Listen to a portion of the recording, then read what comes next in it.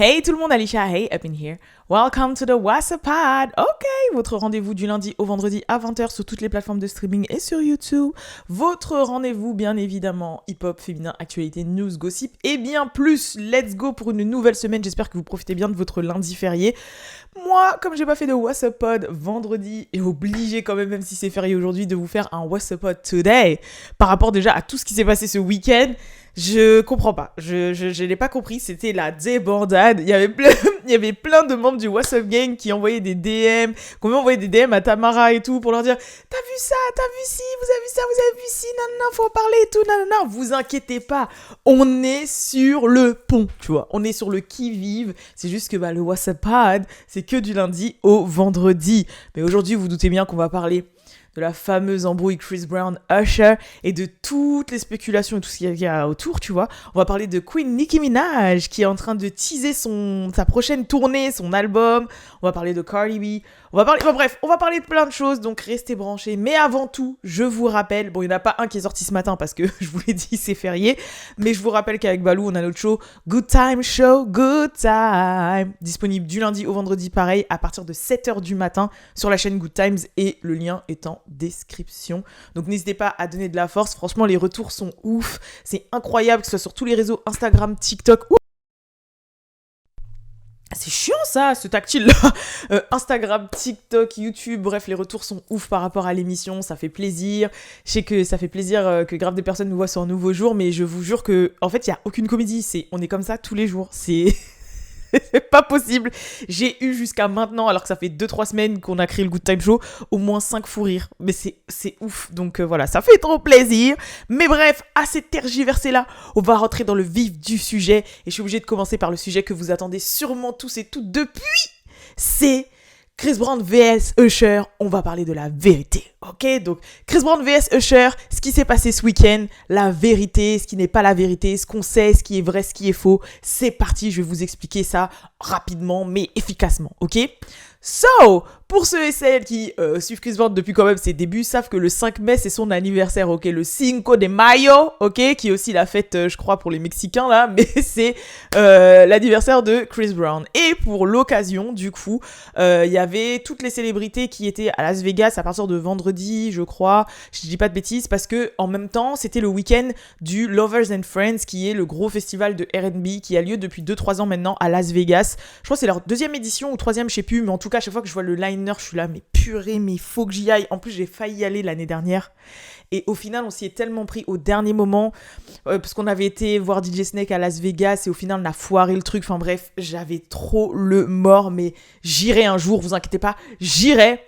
Mais bref, et comme forcément Lover and Friends, c'est là où il y a toutes les grosses personnalités du R&B et du... Enfin, il y a du hip-hop aussi, parce qu'il y a Ludacris, Lil Kim, etc. Mais c'est très axé R&B. Forcément, ils sont tous retrouvés pour fêter l'anniversaire de Chris Brown vendredi, qui était organisé et hosté par Usher. Voilà, donc ils avaient loué un skating alley, genre vous savez, les skating rinks, excusez-moi, genre les lieux un peu comme à Atlanta, Summer Walker dans Girls Need Love, elle est dedans. À Atlanta, il y en a un légendaire qui s'appelle le Cascade. En France, il y en avait avant, mais je sais pas, à chaque fois, ça arrête pas d'être fermé. Je sais que mes parents, quand ils étaient jeunes, ils en avaient un. Ça s'appelait la main jaune ou je sais plus quoi. Après, ça a fermé. Ils en avaient rouvert un en banlieue parisienne. Après, ça a fermé pour des questions de sécurité. Enfin bref, voilà. Mais en gros, c'est le lieu où vous faites du roller, là. Où vous louez des rollers, vous faites du roller, il y a de la musique et tout, tatati, tatata. Voilà. Donc, ils ont fait ça là-bas. Il y avait grave des grosses têtes. Il y avait Mario, Bowo, Omarion, Summer Walker, Usher, Chris Brown, bien évidemment. Tiana Taylor, parce qu'on va en parler. Enfin voilà, il y avait grave les grosses têtes, c'était un truc de l'industrie, mais en même temps, c'était un événement qui était sous flyers, donc il y avait aussi des gens de la populace, tu vois, bien évidemment VIP, etc., mais il y avait aussi des gens, pas lambda, mais des gens qui ne sont pas forcément dans l'industrie, ou des amis, ou enfin bref, de toute façon, on le voit dans les vidéos, il y a grave de la foule, tout le monde sort son téléphone comme ça.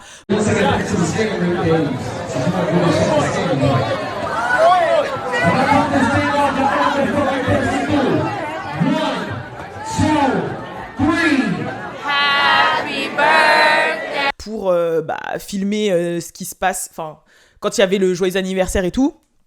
Et c'est très important pour la suite, pour ce qui a été dit après. C'est pour ça que je vous précise qu'il y avait énormément de monde et tout le monde avait son téléphone parce que c'était quand même un événement marketing, quoi. C'est comme quand ici en France, il y a un artiste qui fête son anniversaire dans une boîte de nuit et que les gens lambda peuvent aller à la soirée. Voilà, c'est un peu dans ce style-là.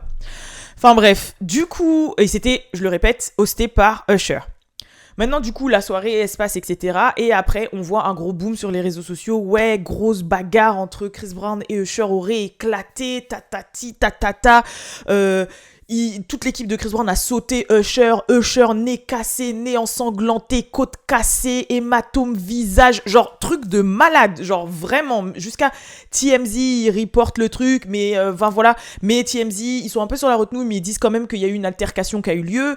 Mais sinon, ce qu'on entend, c'est Usher, il est à l'hôpital, quoi, tu vois. Genre, franchement, j'extrapole. Enfin, j'extrapole pas, c'est vraiment ça. Ils ont vraiment décrit les injuries et tout, enfin les blessures, en mode ouais, là c'est du nez, il a un hématome là, ribs, je sais pas quoi. J'étais là, mais purée, mais genre en mode qu'est-ce qui se passe et tout, nanana. Après, je vois, il y a.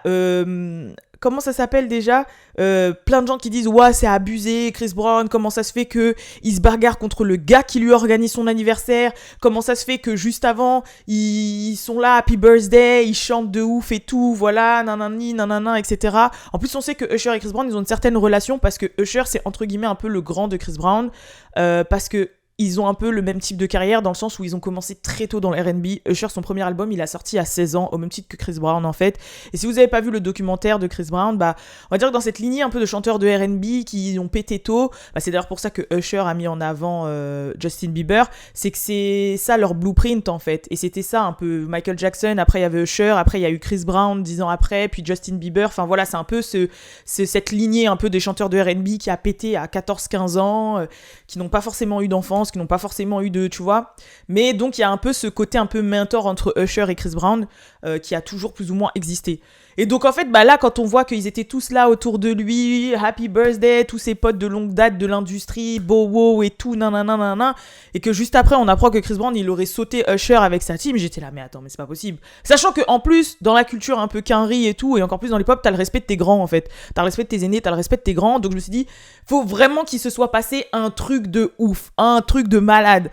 Pareil, en plus, on me dit l'équipe de Chris Brown, donc je me dis, ouais, peut-être qu'il y a un truc qui s'est... Parce que l'équipe... Quand les gens marchent en équipe, c'est en mode, bah justement, comme c'est cette personne qui nous fait gagner de l'oseille, c'est cette personne qu'on doit protéger et tout, etc. S'il y a quelque chose qui arrive, on jump direct, tu vois. Et puis après, ça reste la West Coast, ça reste LA. Bon, là, en l'occurrence, c'était à Las Vegas, donc ça peut aller très vite. Enfin, bref, voilà, je vais pas vous étaler plein de trucs. Même Chris Brown, bah, il s'est affilié à certaines personnes, il a un certain entourage, blablabla, qui n'est pas forcément des fois positif. Mais ça, c'est des trucs internes que je sais. Donc voilà, mais c'est pour vous expliquer un petit peu comment ça se passe. Et donc ouais, les gens disaient ouais, abusé, juste avant il fait son anniversaire, c'est lui qui l'organise, c'est lui qui lui host et tout, et là nanana, c'est un fou, un gras, tatata. Et après dans les comment ça s'appelle là, dans les plus ou moins les vidéos, les preuves que TMZ partage, en fait, on voit juste que bah les gens ils continuent à faire la soirée. Chris Brown, il est un peu énervé, ça se voit qu'il est en train de parler en mode énervé à Teyana Taylor, qu'il le calcule pas, qui est comme ça dans son téléphone, et t'as Usher qui essaye de tempérer. Donc la version qui est sortie, la version scandaleuse, ça aurait été que justement Usher se serait interposé entre Chris Brown et une jeune femme pour justement éviter que ça parte en cacahuète. Et du coup, ça aurait agacé Chris Brown qui aurait après jumpé Usher. Bon, entre-temps, il y a carrément le fils d'Usher qui a fait des stories en mode pour souligner que oui, Chris Brown avait bien jumpé son père en équipe, etc., etc. Mais bon, le petit, il était pas là, ça se trouve, c'était du clout, enfin voilà, j'en sais rien. Et au final, quand on voit la vidéo, bah on voit rien non plus de ouf, quoi. On voit pas de bagarre ni rien, et entre-temps, il y a rien qui sort. Mais alors que quand vous voyez le nombre de personnes qui étaient présentes et le nombre de personnes qui avaient le téléphone, si jamais ça serait arrivé, il y aurait au moins une vidéo. Surtout TMZ, il se serait procuré une vidéo, tu vois. Et là, ce que je vous dis, c'est que même les gens commencent à spéculer dans les commentaires, Twitter et tout. Hein. Ils disaient, mais attends, mais c'est pas possible, il y a même pas une vidéo. Le nombre de personnes qui étaient invitées, même des gens lambda avec leur téléphone et tout, il y a pas une vidéo, il y a que ça. C'est bizarre. Mais forcément, on aime le scandale, on aime le clout, on est là, purée. Et même moi, j'étais là, je faisais des audios à ma cousine, j'étais là, mais non, mais c'est pas possible, ça y est, c'est mort, moi je peux plus le valider, il me fatigue, déjà qu'il me déçoit, j'en ai marre, tatati, tatata, en plus encore par rapport à une meuf, nanani, nana, et j'en pouvais plus, je disais, mais c'est fou en fait, c'est fou, tout. Après, j'ai la purée. Beyoncé, elle a quand même raison. Quand on connaissait pas la vie privée des gens, bah, ça fait que comme on n'était pas au courant, bah, au moins, on pouvait aimer que leur côté artistique. Mais maintenant qu'on connaît tout, ça fait que t'es obligé de pas les valider par rapport à leur comportement, alors que ça n'a rien à voir avec ce qu'ils font artistiquement.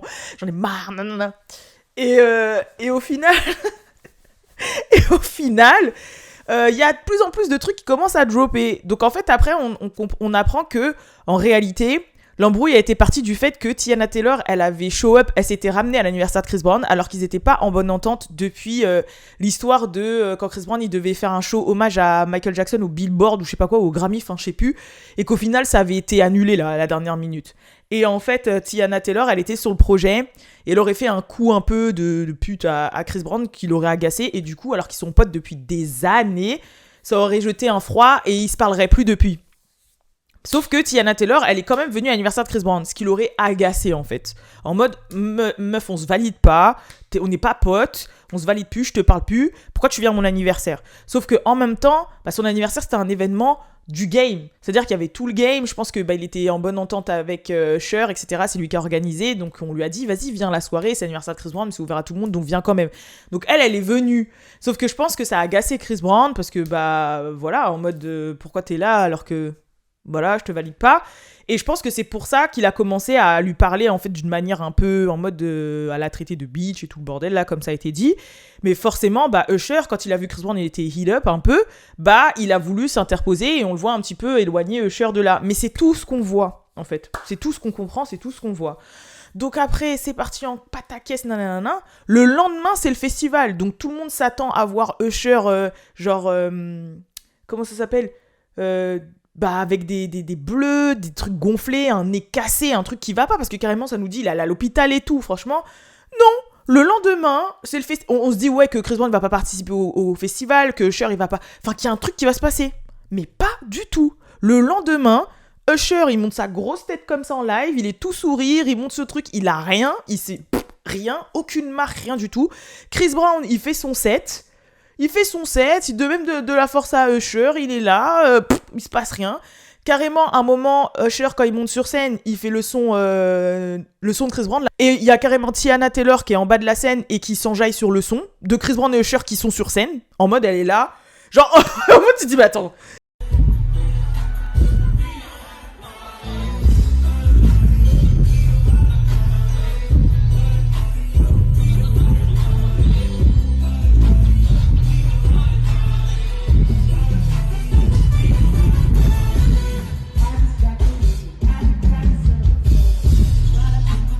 Mais qu'est-ce qui se passe là? Je comprends pas. Hier, c'est censé être la bagarre de l'année. Et je vous jure que si jamais ça aurait été vrai, ça aurait eu un impact pire que ce que... Là, il y avait rien. Il y avait rien. L'autre, il était là, il était sur scène, machin, nanana.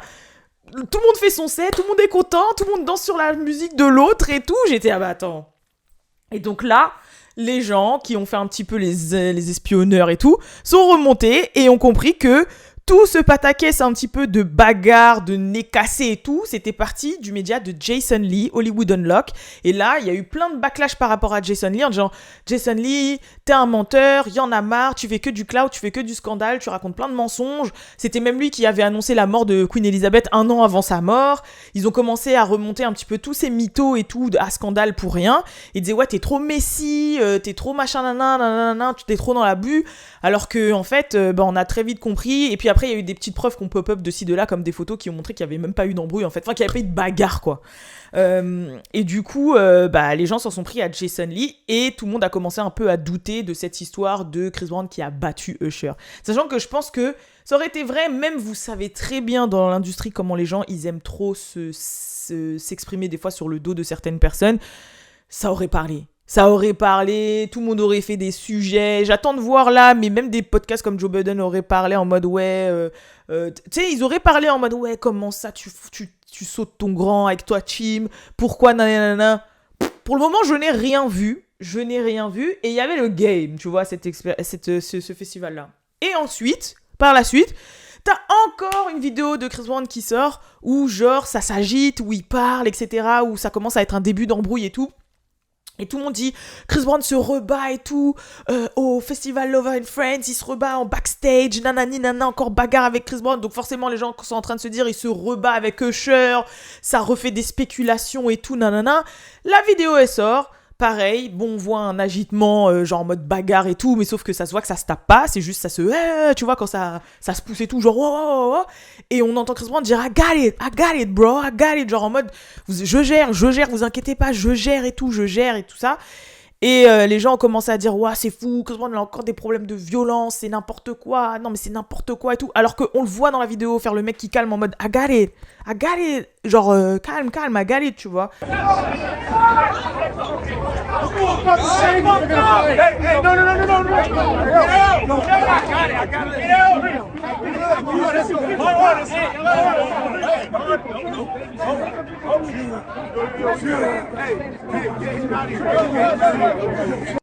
Et après, là, il en a eu marre un petit peu que tout le monde dise ouais, c'est trop, il est trop dans la violence, c'est n'importe quoi.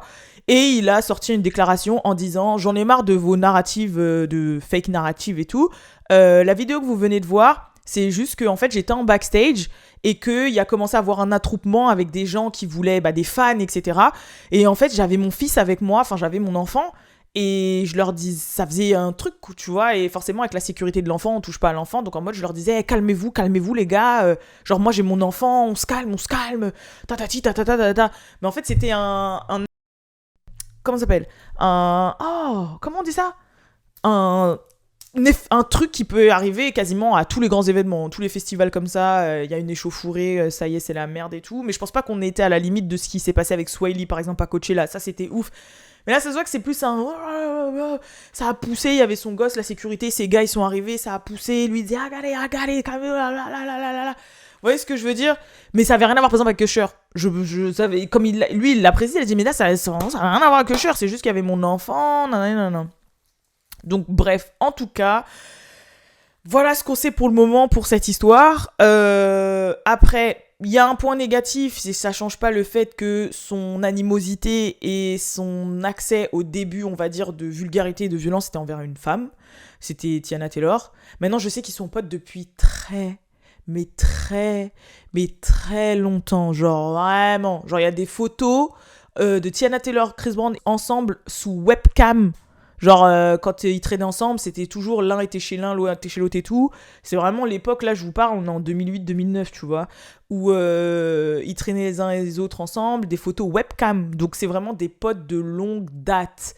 Donc, genre en mode, je pense que c'est pas liberté. C'est pas comme s'il engueulait une meuf, une petite meuf qu'il a croisée, ou une meuf avec qui il traîne, ou sa meuf, ou je sais pas quoi. Genre, je pense que c'est sa pote de longue date. Ça l'a saoulé. On n'est pas au courant de leur vie. On n'est pas au courant de leur vie privée. Ça se trouve, elle lui a vraiment fait un coup de... Ça se trouve, lui, il abuse aussi. Tu vois, on sait pas. Mais dans le sens où je pense pas que ça a été au point où on le dit en mode, wow, grosse bagarre, cassage de nez, nanana. C'est pas possible. Ou sinon... la make-up artiste de Usher, elle est très très forte. Tu vois ce que je veux dire? La make-up artiste de Usher était très forte. Leur professionnalisme à tous, très très fort. Le festival a très très fort. Franchement, tout très très fort. Tout très très fort. Parce que je vous jure qu'un événement aussi big, c'est pas possible. Un événement aussi big et genre, le truc il est plat comme ça.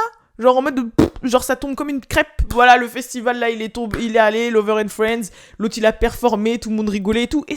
Et voilà, je pense pas que ça a été si gros qu'on ne le pensait. Je pense qu'il y a eu un début de bruit. Genre je pense vraiment que Chris Brown il a commencé à chauffer la tête parce que Teyana était là. En plus, lui il lui parlait dans sa tête et elle était comme ça. Donc je pense que vas-y. Et Usher il est là et il a interposé le truc, tu vois. Et ça a dû crier vite fait, nanana. Mais je pense pas que c'est... Et tout le truc qu'on a dit de côte cassée et tout là, non, je pense pas que ce soit ça. Donc après, ce n'est que mon opinion, bien évidemment, par rapport à ce que j'ai vu et j'ai recherché. Sachant que ce que je vous dis là, moi là, je vous jure que quand je l'ai appris, j'étais la première à être là. Mais c'est pas possible ce mec. Carrément, je disais, il y a pas longtemps, il y a 2-3 jours avec Balou, on parlait de Chris Brown, je dis, pour moi, Chris Brown, ça me déçoit parce que pourquoi il fait pas comme Usher et, genre, le mec, il est là, il est sain, il a 45 ans, il est là, ça se voit qu'il respire la healthiness. Ok, il a eu ses bad buzz de herpes, là, de herpes, de plein de baby mama et tout. Mais quand même, tu vois, ça, c'est quand même plus sain. Chris Brown, je sais pas, il y a un fond de malheureux, en fait. Le mec, il a des problèmes de drogue, il est creusé, ça se voit qu'il est torturé, il est pas sûr de son entourage, il est... Moi, franchement, je vous jure, Chris Brown, s'il arrive à vivre jusqu'à 50 ans, c'est une exception. J'ai trop l'impression qu'il va y avoir une fin tragique, en fait. Genre un truc bizarre. J'ai vraiment cette impression-là, parce que c'est chaud, et Bah, moi, je préfère rester attaché à l'image que j'avais de lui quand j'étais plus jeune, là. En plus, j'étais tombée sur un réel il y a pas longtemps d'une fille où elle disait « me back in je sais pas quoi », et genre, quand sa daronne, elle rentrait, je vous le mets, et voilà, pour moi, Chris Brown, il représente ça.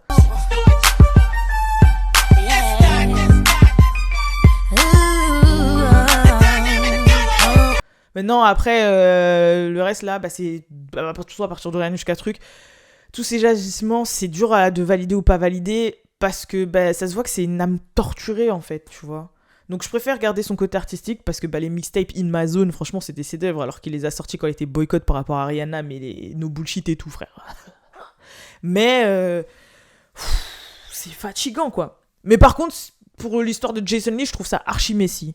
Je trouve ça très messy. Donc voilà, j'essaie d'être la plus précise possible. N'hésitez pas à dire dans les commentaires ce que vous pensez. N'hésitez pas à dire dans les commentaires s'il y a des gens qui ont des précisions à rajouter, des trucs qui changeraient, des trucs qui iraient à l'encontre des trucs. Franchement, n'hésitez pas, vous savez très bien que le WhatsApp Gang, nous, c'est ouvert. C'est comme si c'était un forum ouvert. Donc dans les commentaires, pour ceux qui regardent sur YouTube et ceux qui sont sur Spotify and Apple Music and Deezer and les plateformes de streaming and tout ça là, bah... Je crois qu'on peut commenter, de toute façon, on peut faire des commentaires, j'ai vu des commentaires, on peut commenter, hein. D'ailleurs, merci pour toutes les étoiles. Voilà.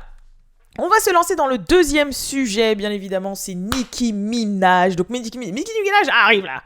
Nicki Minaj revient très vite et incessamment sous peu parce qu'elle a lancé un sondage sur son Twitter pour dire Babs, avec quoi je devrais revenir, que l'album, un album et une tournée, que la tournée, bof et tout, je sais pas quoi. Enfin bref, on sait très bien qu'elle va faire les deux, mais ça se voit qu'elle commence à préparer le terrain pour dire j'arrive, I'm coming. Et sur son Instagram, elle a fait un post où sous la légende, elle disait que il y allait bientôt avoir une tournée. On sait que sa dernière tournée mondiale, c'était Nicki World Tour en 2019. J'avais même été la voir à Bercy au mois de mars, là, je me rappelle, 2019. Et sinon, avant ça, sa grosse tournée, vraiment, The Pink Print, la grosse tournée, c'était il y a 8 ans. Donc, voilà, on attend avec impatience la tournée de Nicki. Mais moi, tout ce que je demande, c'est que avant tournée, album. Mais je pense qu'elle est pas bête, je pense qu'elle va drop l'album avant de faire la tournée, bien évidemment. D'ailleurs, en parlant de tournée, là, ça y est, c'est cette semaine que commence la tournée de Beyoncé, donc soyez prêts pour avoir des premiers footage qui vont sortir de fans de la fameuse tournée de Beyoncé. Je suis pressée de savoir ce qu'elle va ce qu'elle nous réserve, clairement.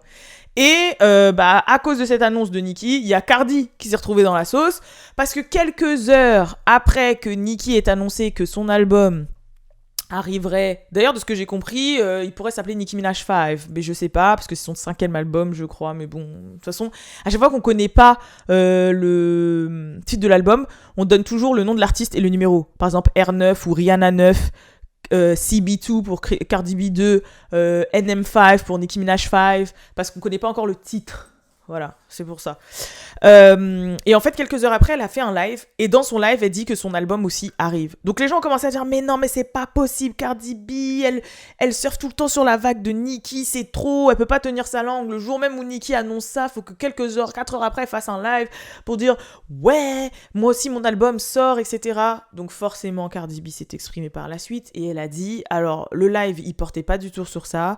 C'est parce que c'était... la question qui arrêtait pas de pop-up dans les gens qui me parlaient dans le live, donc j'ai répondu en une phrase. Mais ça avait rien à voir avec le fait que Nicki a annoncé je sais pas quoi. C'est juste qu'on me l'arrêtait pas de me la poser dans le live, donc j'ai répondu. Mais ça a duré 30 secondes et c'est fin. Arrêtez de me raconter, arrêtez de me mettre dans de la sauce pour rien, arrêtez de faire un pataquès de... Voilà quoi. Ça se trouve, elle aurait fait son live hier, demain, dans 4 jours. Les gens lui auraient posé la question. Et je pense que c'est vrai que Cardi B... C'est un peu le même syndrome que Rihanna. C'est dans le sens où elle a fait Invasion of Privacy en 2018-2019. Il n'y a pas eu d'album depuis. Bah, tout le monde te demande, dès qu'on la voit, c'est quand le prochain. Pareil que pour Rihanna, tu vois. Donc je pense pas que ça a à voir avec Nicki, sachant qu'elle avait parlé d'un sujet de label, que les labels mettent de l'argent sur les female artistes dans l'industrie. Enfin voilà, son live, il portait sur ça en fait. Il avait rien à voir avec l'album de base. Mais en tout cas, moi, Nicki, album et tour, s'il te plaît. Album et tour. Merci. Oh là là. Troisième sujet, let's go. C'est Christian Rock a fait une annonce importante sur sa grossesse. Donc, elle a posté sur son Instagram un post où on la voit faire son échographie, où elle déclare être enceinte de 20 semaines. Voilà, bon, maintenant, ça fait un peu plus de 20 semaines. On voit qu'il y a des équipes de tournage autour d'elle. Donc, elle dit qu'elle est en train de tourner pour la prochaine saison de Zeus Network. Et je vous avais dit, je pense que là, elle dit rien parce qu'elle garde tout pour la prochaine saison pour Crazy in Love. Mais elle a fait un long texte que je vais pas vous... Voilà, je vais vous dire en gros les grandes lignes qu'elle dit dedans. Elle dit que, du coup, même si elle se sent pas d'être maman, elle a dépassé les 20 semaines, donc du coup, elle ne peut plus avorter. Que avec Blueface, ça va pas du tout. Je crois qu'ils sont plus ensemble. Et que, elle demande aux gens de lui donner de la force et que peu importe ce qui arrive, elle aura la force d'élever cet enfant et tatata, que ce sera peut-être pas ce qu'elle avait souhaité ou dont elle rêvait, mais tant pis, l'autre c'est un deadbeat et tout. Enfin bref, voilà. Donc tout le monde a donné de la force à Christian dans les commentaires, en mode ouais, c'est pas grave, tu vas y aller, ça va t'assagir, ça va te responsabiliser, nanani, nanana. Mais moi, je vous jure, je suis désolée, mais à chaque fois que je les vois faire un move comme ça, en mode que je les vois faire parler, pour moi, je sens trop le clout, en fait. Je sens le plan, le truc établi, genre, là, aujourd'hui, on va faire ce post, comme ça va faire parler, on va faire croire qu'on se parle plus, qu'on n'est plus ensemble, que je te fais du sale, nanani, nanana, en même temps, ça va faire la promo pour la prochaine saison de Zeus, ok, dans 3 jours, on va faire un live, on va faire genre, on s'embrouille. En fait, j'ai trop l'impression que c'est ça. Je sais qu'il y a un peu une part de vérité dans leur relation, mais j'ai trop l'impression, des fois, que c'est trop calculé. Mais en tout cas, ils sont forts dans ce qu'ils font. Ils sont forts dans ce qu'ils font parce qu'il n'y a pas une semaine qui passe depuis 6 mois où ils sont pas là. Tu vois, où ils sont pas là. Mais c'est chaud, hein. Enfin bref, en tout cas, c'est vrai qu'elle fait quand même un peu de peine dans son texte. Je vais pas faire la meuf sans cœur, tu vois. C'est vrai qu'elle fait quand même un peu de peine, mais en fait, j'ai l'impression que ce discours, il est redondant. Donc ça fait que, voilà, l'information à prendre surtout, c'est que ça fait 20 semaines qu'elle est enceinte. Donc ça nous donne un peu une idée de quand est-ce qu'elle va accoucher. Et on sait que la prochaine saison de Zeus Network arrive bien évidemment. Je veux pas non plus que le podcast soit trop long parce qu'en plus je dois aller coiffer Balou. Après je dois lui faire un décapage pour ses locks et le coiffer, etc. Donc il y avait des petits sujets, mais je vais essayer de faire rapidement.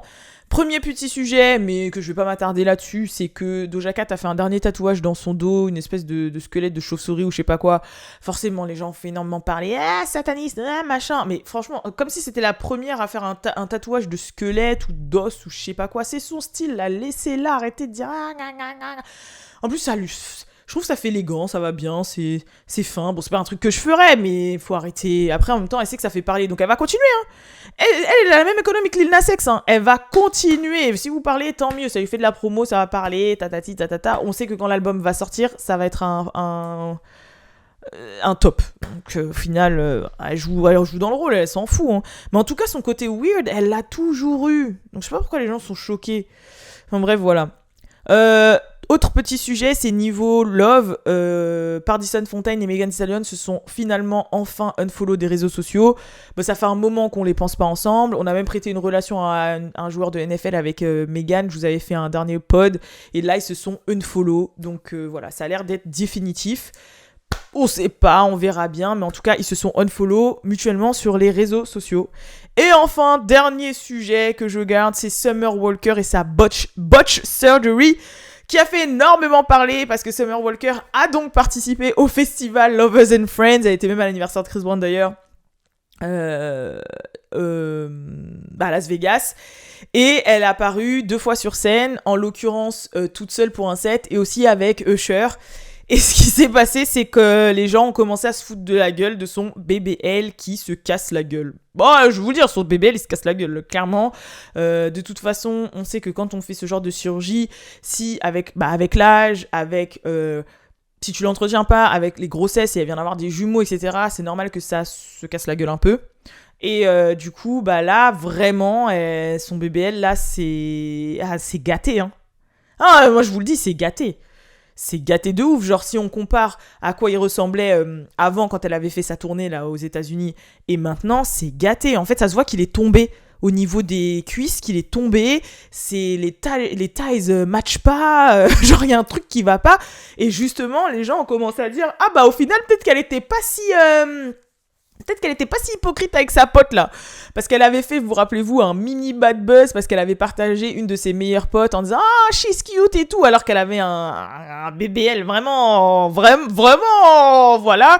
Sauf qu'au final, elle a le même body en fait, Megan Stallion. Oula, Summer Walker, elle a le même body que sa pote. Donc au final, non, ça se trouve qu'elle était vraiment sincère. C'était vraiment sincère, quoi. Donc voilà, mais moi, je valide pas. Vous savez très bien, les BBL Chicken Run, là, j'ai du mal. Il y a des BBL qui sont bien faits, genre Joyce Chavis, tout ça. Comment ça s'appelle déjà, là? Bernice Burgos et tout. Non, il y a des BBL qui sont bien faits.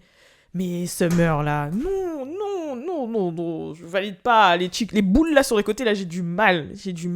Il aurait fallu qu'elle fasse comme Danileh, genre un slim BBL, genre un BBL qui va aux personnes fines. Parce que sinon, là, c'est en train de tomber, là. Bon, après, si elle trouve ça sexy, et que Mitch, là, il trouve ça sexy, tant mieux, hein, chacun son délire, hein, mais bon. Et la deuxième chose, c'est que, aussi, pendant son show... Bah, il y a un passage avec Usher où en fait elle faisait son son à elle et le truc c'est que bah sa tenue elle glissait, donc son haut, son top, glissait et du coup on a commencé à voir ses seins, donc elle tenait comme ça, et aussi que sa performance elle était sans dynamisme. Genre vous savez les performances de Summer quand elle a la flemme là et qu'elle fait en mode Frank Ocean, voilà. Elle nous a fait une performance d'anti-social là.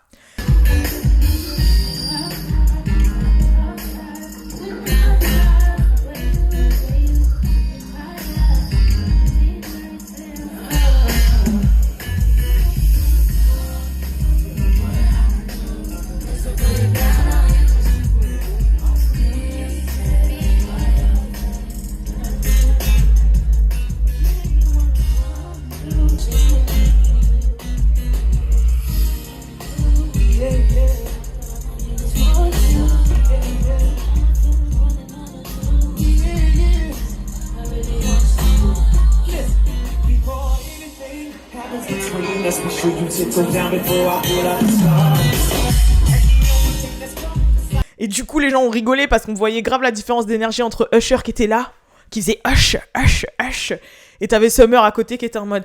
Les gens disaient, mais c'est pas possible, cette meuf. Heureusement qu'elle a une voix de ouf, que ses sons sont bien, hein, parce que sinon, là, tout le monde va dire, mais c'est du foutage de gueule, quoi. Tu vois, mais c'est Summer, franchement, en fait, son côté bizarre, c'est ce qui fait qu'elle est, bah après je peux comprendre, t'es là, tu t'as payé ton billet, encore là c'est un festival, donc il y a plein d'artistes, mais si c'est pour elle, que t'as payé un billet et que t'y vas, et que t'as une personne pas du tout concernée sur scène, là, t'es là, tu dis, oh, enfin un effort quand même, puis je pense que là, elle avait le mort parce que son haut tombait et tout. Mais ouais, non, le botch là, voilà. Après, il y a un petit truc, mais j'y ai pas cru. Il y a une vidéo de elle et Omarion en train de faire justement du roller à l'anniversaire de Chris Brown. Et il y aurait une vidéo où Omarion lui slapperait les fesses. Sauf que, comme par hasard, pile au moment où il lui slapperait les fesses, il y a quelqu'un qui passe devant la caméra. Et franchement, moi, de ce que j'ai vu, j'ai pas l'impression qu'il lui slappe les fesses. Justement, je pense qu'en fait... Elle accélère au roller, et lui il est un peu derrière elle et son bras il balance mais il lui touche pas la fesse en réalité.